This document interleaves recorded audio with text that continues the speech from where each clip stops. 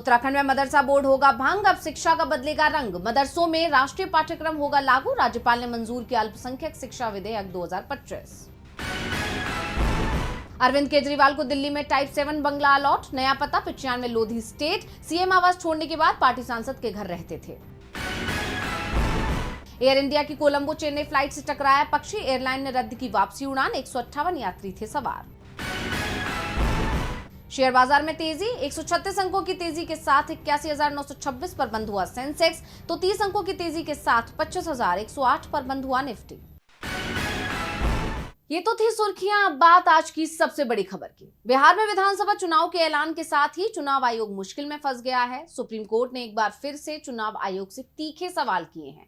जो सवाल विपक्ष पटना में मुख्य चुनाव आयुक्त से कर रहा था और ज्ञानेश कुमार सवालों से बच रहे थे, वो सवाल सुप्रीम कोर्ट ने पूछ लिए हैं और जवाब ही नहीं मांगा बल्कि आदेश दिया है। तो क्या हुआ सुप्रीम कोर्ट में एसआईआर पर सुनवाई के दौरान, देखिए ये रिपोर्ट। पटना में ज्ञानेश कुमार से इंडिया गठबंधन ने उन 3,66,000 लोगों के नाम मांगे थे जिन्हें फाइनल वोटिंग लिस्ट से हटा दिया गया। चुनाव आयोग ने विपक्ष की मांग नहीं मानी थी, लेकिन 24 घंटे के अंदर ही सुप्रीम कोर्ट में आयोग बुरी तरह से घिर गया। अब चुनाव आयोग से सुप्रीम कोर्ट ने ये नाम मांग लिए हैं। कोर्ट में चुनाव आयोग को घेरते हुए याचिकाकर्ता के वकील अभिषेक मनु सिंघवी ने कहा, जिन लोगों के नाम वोटर लिस्ट से हटाए गए हैं उन्हें ना तो कोई नोटिस मिला, ना ही कोई कारण बताया गया। इस मामले में अपील का प्रावधान तो है, लेकिन जानकारी ही नहीं दी गई तो अपील कैसे करेंगे। जिन 3,66,000 लोगों का नाम हटाया गया है उनमें से किसी को भी नोटिस नहीं मिला। सिंघवी की दलील पर कोर्ट ने कहा कि हमने निर्देश दिया था कि सभी जिलों में नामों को बोर्ड पर लगाया जाएगा, जिस पर प्रशांत भूषण ने कहा कि ऐसा नहीं किया गया है। फाइनल लिस्ट से कई सवाल और खड़े हो गए हैं। उन्होंने कहा कि चुनाव आयोग को अपनी ही नियमों के तहत प्रतिदिन प्राप्त आपत्तियों का विवरण अपनी वेबसाइट पर सार्वजनिक करना चाहिए था। इसीलिए हम कह रहे हैं कि ये सारी जानकारियां वेबसाइट पर डालनी चाहिए थी। उनके नियमों में स्पष्ट है कि हर दिन के अंत में प्रत्येक मतदाता से जुड़ी प्राप्त आपत्तियों की जानकारी प्रकाशित की जानी चाहिए। वो कह रहे हैं कि 3,66,000 नाम आपत्तियों के आधार पर हटाए गए हैं। वरिष्ठ अधिवक्ता वृंदा ग्रोवर ने भी कहा कि आज भी विस्तृत डेटा उपलब्ध है, लेकिन हम अंधेरे में रखे गए हैं। इसे लेकर जस्टिस सूर्यकांत ने कहा कि अगर हम अंधेरे में रखेंगे तो कोई समाधान नहीं निकल सकता। कोर्ट ने आयोग से सवाल किया कि 3,66,000 लोगों में से जिसे नोटिस नहीं मिला, क्या वो शिकायत लेकर आगे आया है? पर चुनाव आयोग ने कहा नहीं, किसी ने कोई शिकायत नहीं की है। इसके बाद कोर्ट ने चुनाव आयोग को 3,66,000 वोटर्स की जानकारी देने के निर्देश दिए। कोर्ट ने चुनाव आयोग से कहा कि जो भी उपलब्ध जानकारी है उसे 9 अक्टूबर की शाम तक अदालत में पेश करें। मामले की अगली सुनवाई 9 अक्टूबर को होगी। यानी अब जिन 3,66,000 लोगों के नाम काटे गए हैं उनकी सूची भी चुनाव आयोग को देनी ही होगी। सुप्रीम कोर्ट में विपक्ष को एक और जीत मिली है तो बिहार में एनडीए की हार के संकेत भी मिलने लगे। सीट बंटवारे को लेकर एनडीए में बड़ी टूट होती दिखाई दे रही है। चिराग पासवान और जीतन राम मांझी ने बीजेपी को चेतावनी दे दी है। तो कैसे मुश्किल में दिख रहा है एनडीए, देखिए ये रिपोर्ट। बिहार चुनाव की तारीखों की घोषणा हो चुकी है। चुनाव करीब आता देख सत्ताधारी दल एनडीए की तरफ से जनता को लुभाने की कोशिश तो भरपूर की जा रही है, लेकिन अभी सीट शेयरिंग को लेकर गठबंधन में सहमति नहीं बन पाई है। सीट बंटवारे को लेकर जो रार पिछले दिनों छिड़ी थी वो अभी भी जारी है। आरएलजेपी के नेता चिराग पासवान अभी भी कम से कम 40 सीटों पर चुनाव लड़ने की मांग पर अड़े हुए हैं, लेकिन बीजेपी उन्हें 25 सीटों से ज्यादा देने के लिए तैयार नहीं है। और इतना ही नहीं, केंद्रीय मंत्री जीतन राम मांझी के हिंदुस्तानी अवाम मोर्चा और उपेंद्र कुशवाहा की राष्ट्रीय लोक मोर्चा की भी अपनी अलग डिमांड है और इन सभी को लेकर एनडीए में सीट बंटवारे पर महासंग्राम छिड़ गया है। इस बीच चिराग पासवान की पार्टी आरएलजेपी ने एनडीए से बगावत करने के संकेत दे दिए हैं। जानकारी के मुताबिक प्रशांत किशोर की जनसुराज पार्टी को लेकर चिराग की पार्टी की तरफ से कहा गया है कि जनसुराज पार्टी के दरवाजे हमेशा खुले हैं। राजनीति में विकल्प हमेशा उपलब्ध रहते हैं। पार्टी का यह भी कहना है कि बीजेपी को समझना होगा कि बिहार में चिराग एक डायनेमिक चेहरा है। सबसे बड़ी बात तो यह है कि पार्टी की तरफ से 2020 में हुए बिहार चुनाव का जिक्र करते हुए कहा गया है कि पिछली बार जब आरएलजेपी को 20-22 सीटें दी गई थी तो पार्टी ने राहें अलग कर ली थी और अगर इस बार भी 22-25 सीटें ही मिलती है तो बात नहीं बनेगी। पार्टी की तरफ से कही गई बातें बीजेपी के लिए बड़ी चेतावनी है। जानकारों का कहना है कि अगर बीजेपी ने चिराग की मांगों को नहीं माना तो इसका खामियाजा एनडीए को भुगतना पड़ सकता है और बिहार चुनाव में भी इसका बड़ा असर देखने को मिलेगा। वहीं कहा तो यह भी जा रहा है कि 1-2 दिन में एनडीए सीट बंटवारे का ऐलान कर देगा। अब देखना होगा कि बीजेपी चिराग की बात मानती है या पिछली बार की ही तरह इस बार भी आरएलजेपी अपनी अलग राह चुनेगी। चिराग पासवान 45 सीटों पर अड़ गए हैं। खबर ये भी आ रही है कि प्रशांत किशोर के साथ गठबंधन को लेकर एलजेपीआर ने बातचीत शुरू कर दी है। यानी चिराग एक बार फिर एनडीए छोड़ सकते हैं तो महागठबंधन बेहद आक्रामक हो गया है। लालू और तेजस्वी यादव ने एनडीए सरकार के खिलाफ मोर्चा खोल दिया है। बिहार में चुनावी बिगुल बज चुका है। चुनाव की तारीखों के ऐलान के बाद सियासी पारा चढ़ा हुआ है। पार्टियां अपनी अपनी जीत का दावा कर रही हैं, साथ ही बयानबाजी भी तेज हो गई है। इस बीच आरजेडी प्रमुख लालू यादव ने एनडीए पर हमला बोलते हुए एक्स पर लिखा है 6 और 11 एनडीए 9-2-11। इस पोस्ट के जरिए उन्होंने संकेत दिया है कि बिहार से एनडीए की विदाई तय है। दरअसल लालू यादव का ये हमला सिर्फ चुनावी बयान नहीं बल्कि बिहार की जमीन पर बदलते राजनीतिक समीकरणों का भी संकेत है। एक तरफ जनता महंगाई, बेरोजगारी और भ्रष्टाचार से त्रस्त है तो दूसरी तरफ एनडीए की सरकार पर वादा खिलाफी और विकास के नाम पर ठोस काम न करने के आरोप लगातार लग रहे हैं। लालू यादव ने कहा है कि बिहार की जनता अब झूठे वादों और खोखले भाषणों के चक्रव्यूह से बाहर निकलने को तैयार है। इस बार जनता परिवर्तन के नाम पर वोट देगी, प्रचार के नाम पर नहीं। लालू यादव जहां बीजेपी और एनडीए पर निशाना साध रहे हैं तो तेजस्वी यादव के निशाने पर सीधे सीधे नीतीश कुमार है। तेजस्वी ने कहा कि मुख्यमंत्री अचेत अवस्था में चले गए हैं। अब बिहार की जनता महागठबंधन की सरकार चाहती है। हमें गिड़गिड़ाने वाला मुख्यमंत्री नहीं, शेर की तरह दहाड़ने वाला मुख्यमंत्री चाहिए।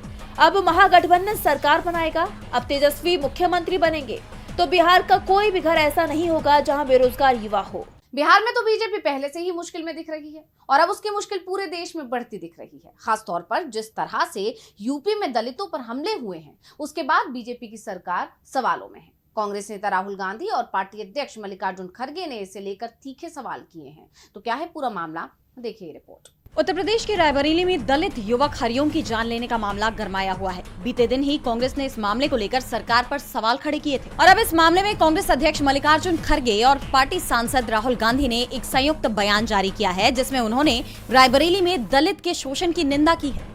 राहुल गांधी ने एक्स पर पोस्ट किया है कि रायबरेली में दलित युवक हरिओम वाल्मीकि की जान लेना इंसानियत, संविधान और न्याय के दमन जैसा है। आज भारत में दलित, आदिवासी, मुसलमान, पिछड़े और गरीब हर उस व्यक्ति को निशाना बनाया जा रहा है जिसकी आवाज कमजोर है, जिसकी हिस्सेदारी छीनी जा रही है और जिसकी जिंदगी सस्ती समझी जाती है। देश में नफरत, हिंसा और भीड़ तंत्र को सत्ता का संरक्षण मिला हुआ है, जहां संविधान की जगह बुलडोजर ने ले ली है और इंसाफ की जगह डर ने। राहुल ने कहा कि वो हरिओम के परिवार के साथ खड़े हैं, उन्हें न्याय जरूर मिलेगा। भारत का भविष्य समानता और मानवता पर टिका है और ये देश चलेगा संविधान से, भीड़ की सनक से नहीं।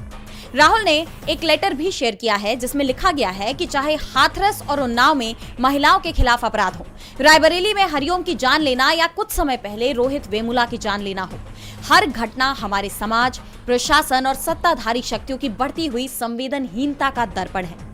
2014 के बाद से मॉब लिंचिंग, बुलडोजर अन्याय और भीड़ तंत्र जैसी प्रवृत्तियां हमारे समय की भयावह पहचान बन चुकी हैं। कांग्रेस ने नागरिकों से आह्वान किया है कि वो इस अन्याय के खिलाफ एकजुट हो। ये लड़ाई तब तक जारी रहनी चाहिए जब तक हर भारतीय के अधिकारों और जीवन की गरिमा को पूर्ण सुरक्षा नहीं मिल जाती। दलितों पर हमले को लेकर राहुल और खड़गे ने चिंता जताई तो चिंता सीजीआई पर हमले को लेकर भी दिखाई दे रही है। सुप्रीम कोर्ट में सीजीआई पर हमले की कोशिश हुई और हमलावर आसानी से छूट भी गया। इसे लेकर तमाम सवाल खड़े हो रहे हैं और अब सीजीआई ने जो कहा है उसने इस चिंता को और बढ़ा दिया है। तो क्या है पूरा मामला, देखिए रिपोर्ट। सीजीआई गवई पर जूता फेंके जाने वाले मामले में सियासत गरमाई हुई है। इस हमले का विपक्षी दलों की तरफ से विरोध किया गया और अब इस मामले में सीजीआई ने भी बयान दिया है। सीजीआई ने कहा, आजकल सोशल मीडिया का जमाना है, पता ही नहीं चलता क्या रिपोर्ट होगा। हमारी किसी बात से आपका मुवक्किल बहुत नाराज हो सकता है। हमारे सहयोगी सुप्रीम कोर्ट के जज जस्टिस विनोद चंद्रन सुनवाई के बीच में मुझसे कुछ कहना चाहते थे, लेकिन सोशल मीडिया के इस दौर में हमें नहीं पता कि क्या रिकॉर्ड होगा, इसलिए मैंने उनसे कहा कि इसे मेरे कानों तक ही रहने दें। सीजीआई गवई का ये बयान अपने आप में बेहद चिंताजनक है। आमतौर पर सुप्रीम कोर्ट या हाई कोर्ट के जज सुनवाई के दौरान कई तीखी टिप्पणियां करते हैं। इन टिप्पणियों का केस के फैसले से कोई सरोकार नहीं होता, लेकिन ये माना जाता है कि फैसले तक पहुंचने के लिए कोर्ट की तरफ से किए जाने वाले सवालों का ये हिस्सा जरूर हो सकती है।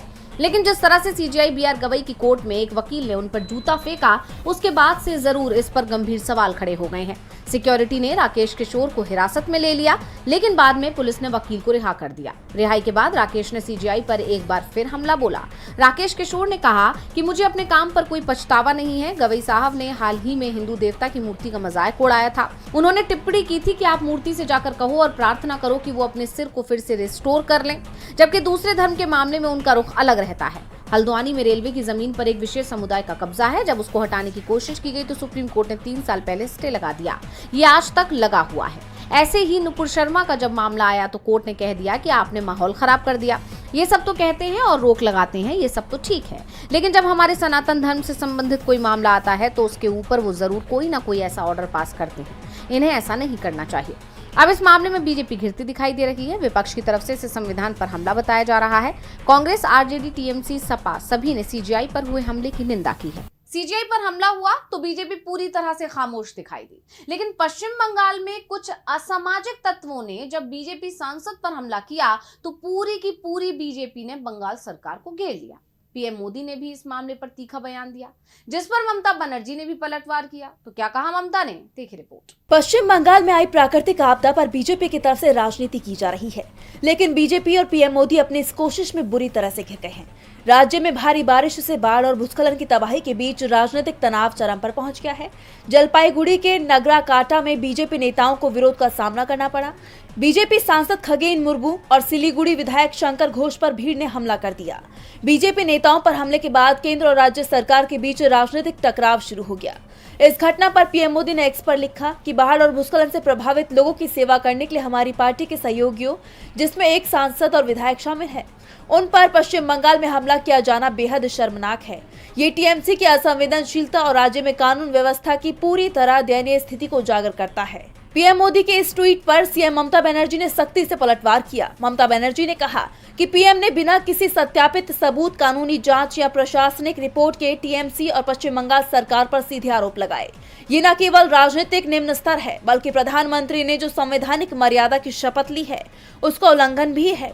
ममता बनर्जी ने आगे कहा कि लोकतंत्र में कानून को अपना काम करने देना चाहिए और केवल उचित प्रक्रिया ही दोष सिद्ध कर सकती है, न कि राजनीतिक मंच से एक ट्वीट। सीएम ममता बनर्जी ने चेतावनी दी कि ऐसे असत्यापित आरोपों से सर्वोच्च पद की गरिमा कम होती है। अब सीएम ममता की इस चेतावनी ने पीएम मोदी और बीजेपी की परेशानी बढ़ा दी है। बंगाल में 6 महीने में ही विधानसभा चुनाव होने हैं। ऐसे में यहाँ सियासी टकराव अब तेज होना है। तो वहीं 2 साल से गजा में जो हिंसक टकराव चल रहा है वो जरूर थमता दिख रहा है। युद्ध विराम को लेकर हमास और इजराइल के बीच बातचीत शुरू हो गई है। तो क्या कुछ हुआ बातचीत में, देखिए रिपोर्ट। हमास और इजराइल के बीच बातचीत शुरू हो गई है। ये बातचीत अमेरिका के राष्ट्रपति डोनाल्ड ट्रंप की तरफ से रखे गए 20 सूत्रीय शांति प्रस्ताव को लेकर हो रही है। दोनों ही देशों के प्रतिनिधि लाल सागर के रिसोर्ट शहर शर्म अल शेख पहुंचे और बातचीत का पहला दौर शुरू हुआ। वैसे सीधी बातचीत नहीं हो रही है, बल्कि अप्रत्यक्ष बातचीत हो रही है, जहां दोनों के प्रतिनिधि अलग अलग जगह हैं। मिस्र दोनों के बीच में मध्यस्थता की भूमिका में है। बातचीत को लेकर अल जजीरा अरबी की रिपोर्ट में कहा गया है कि हमास ने मध्यस्थों से कहा है कि गजा पर इजराइल की बमबारी लगातार जारी है, जिसके चलते बंदियों की रिहाई का मामला चुनौती बना हुआ है। हमास की तरफ से खलील अलहया और जहीर जबरीन बातचीत में शामिल थे। बातचीत को लेकर मिस्र के सरकारी समाचार पत्र अल काहिरा न्यूज ने कहा है कि पहले दिन की बातचीत में कैदियों और बंदियों की प्रस्तावित अदला बदली, युद्ध विराम और गजा में मानवीय सहायता पहुंचाने के मुद्दे पर चर्चा हुई। इस बातचीत में अमेरिका की तरफ से ट्रंप के दामाद जेरेड कुशनर और मध्य पूर्व सलाहकार व विशेष दूत स्टीव विटकॉफ भी हिस्सा ले रहे हैं। ट्रंप पहले ही हमास को धमकी दे चुके हैं कि अगर हमास गजा की सत्ता छोड़ने से इनकार करता है तो उसे पूरी तरह तबाह कर दिया जाएगा। इस बीच अल काहिरा की तरफ से दावा किया गया है कि हमास और इजराइल के बीच दूसरे दिन भी ये बातचीत जारी रहेगी, क्योंकि ठीक 2 साल पहले 7 अक्टूबर 2023 को हमास ने इजराइल पर हमला किया था, जिसके बाद इजराइल ने गजा में तबाही ला दी। 6 अक्टूबर को जब मिस्र में इजराइल और हमास के बीच बातचीत चल रही थी, उस दौरान भी इजराइल के हमले में कम से कम 10 फिलिस्तीनियों की जान चली गई। पहले दिन की बातचीत में हमास की तरफ से कहा गया है कि इजरायली सेना को गजा के आबादी वाले इलाकों से हटकर अपने पहले वाले हालात में लौटना होगा। इजराइल की सेना को हर दिन कम से कम 10 घंटे तक गजा के आसमान पर लड़ाकू विमान और ड्रोन की उड़ान रोकनी होगी, और जिस दिन हमास बंधकों की रिहाई करेगा उस दिन कम से कम 12 घंटे तक इजराइल की तरफ से विमान और ड्रोन नहीं उड़ाए जाएंगे। हमास की तरफ से बंधकों को रिहा किए जाने पर तो सहमति दी जा रही है, लेकिन ट्रंप की उस शर्त पर हमास तैयार नहीं है जिसमें उसे पूरी तरह से निरस्त्र करने की बात कही गई है। हमास नेता महमूद मर्दावी ने बयान जारी कर कहा है कि वो निरस्तीकरण से जुड़े सभी झूठे दावों को सिरे से खारिज करते हैं। ऐसे में पूर्ण समझौते पर संकट भी दिखाई दे रहा है। और बुलेटिन के आखिर में देखेंगे जाने माने कार्टूनिस्ट इरफान की किस खबर पर पड़ी तिरछी नजर।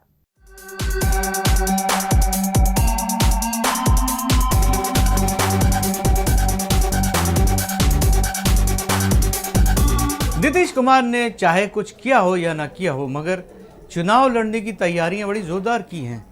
नतीजा भले ही वैसा ना हो जैसा उन्होंने सोचा है।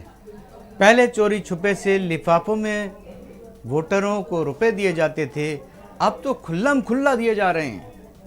नीतीश कुमार ने तो महिला वोटरों के खाते में पहले ही 2100 करोड़ रुपए साफ साफ रिश्वत के तौर पर भेज दिए हैं। वैसे जो पैसे महिलाओं को दिए गए हैं उससे उनके जीवन पर कितना असर पड़ेगा ये तो नहीं कहा जा सकता, लेकिन वोट खरीदने का एक दाम तो तय हो ही गया।